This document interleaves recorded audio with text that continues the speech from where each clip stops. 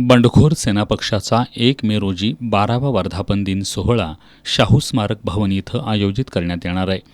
या कार्यक्रमाचं उद्घाटन दुपारी 12 वाजता माजी आमदार मालोजीराजे छत्रपती यांच्या हस्ते करण्यात येणार आहे.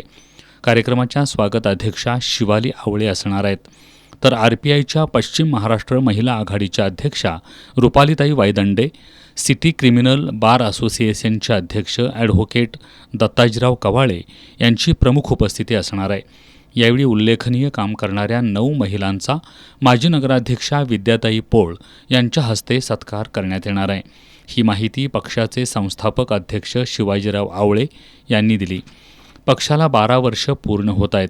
या पार्श्वभूमीवर पक्षाच्या आजपर्यंतच्या कार्याचा लेखाजोखा, त्याचबरोबर पुढील दिशा या मेळाव्यात जाहीर करण्यात येणार आहे. याशिवाय अनेक ठरावसुद्धा करण्यात येणार आहेत.